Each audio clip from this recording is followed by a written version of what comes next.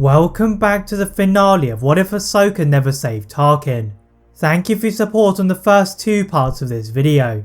To recap what happened in those in case you haven't seen them, the death of Tarkin had ruined Palpatine's initial plans for the construction of the Death Star, and the Jedi had avoided the Barriss Sophie trial for the bombing of the Jedi Temple, making Anakin a Jedi Master and Ahsoka a Jedi Knight. The subsequent celebrations had not gone to plan, as a number of senators had been captured, and the Jedi had enlisted the help of Asajj Ventress on their return to the planet of Lola Sayu.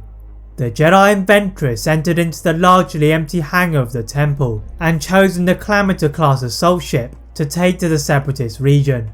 As they had expected, they were met by stern opposition upon their arrival to the planet's atmosphere in the form of a formidable Separatist fleet.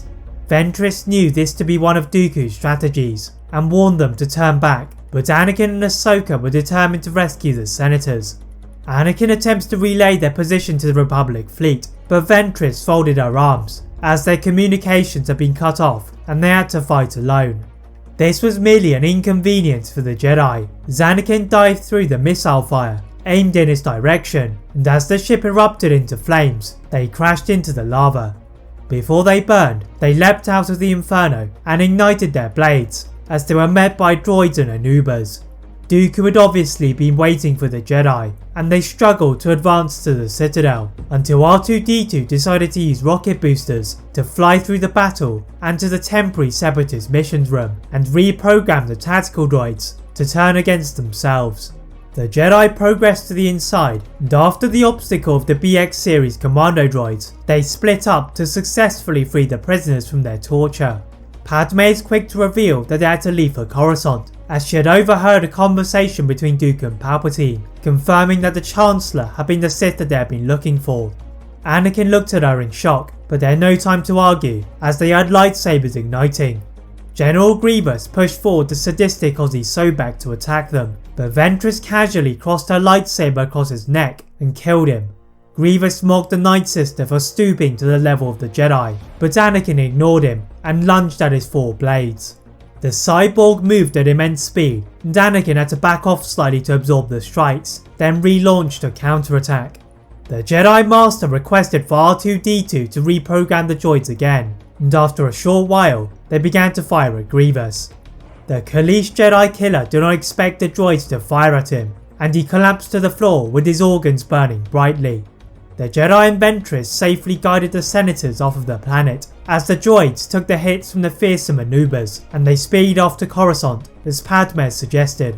Ventress eagerly ran off the ramp of the ship, hoping to avenge Dooku, but is stopped by Anakin, who is concerned about the power of Palpatine, and they finally manage to send an emergency signal to the rest of the council to return. As they arrive on Coruscant's landing platform, Palpatine had immediately been suspicious in his office, and after sensing the death of Grievous, he found his apprentice in the castle's throne room. The Sith Lord did not tolerate failure, and casually lifted Dooku into the air from across the galaxy, then slammed him to the floor, remarking that soon he would have a new apprentice, one that was much more powerful. Turning to his door, he had been about to execute Order 66, but he had been interrupted by a group of Jedi Masters and Ventress. Palpatine knew he had been exposed and displayed the hologram of the corpse of Dooku in a show of his power, but the Jedi were not deterred. Igniting their blades, Palpatine fired a spread of lightning across the room, and the ceiling then floor began to crack. The Jedi cushioned their fall onto the floor of the Senate building and back off into the street, where Windu organises the attacks into groups. Palpatine let out a demonic roar and, in an extraordinary feat of the Force, pulled several buildings down to the Jedi, but Anakin's group managed to avoid the debris to allow the Jedi Master to strike the old Chancellor to his knees. Palpatine told Anakin that if he were to kill him, he would be taking his place at his side and also be committing treason. As he briefly hesitated, the Chancellor gasped as a blaster bolt entered into his back. Padme had returned from her apartment and killed the Chancellor responsible for her capture, and the Jedi breathed in relief. The senators gathered around Anakin to protect him from the Senate security force, but the Jedi Master still put on trial for the death of Palpatine. The evidence is overwhelming, as it had been shown that Palpatine had been corrupting the Republic's finances and manipulating senators to his personal cause. After Anakin had been acquitted, the Jedi Master is not made a council member, rather a Grand Master, as Yoda had decided to step away from his duties and for a new order to be established. As Anakin stood by the great tree and gazed at the students training near him, all was well. That is it for What If Ahsoka Never Saved Tarkin.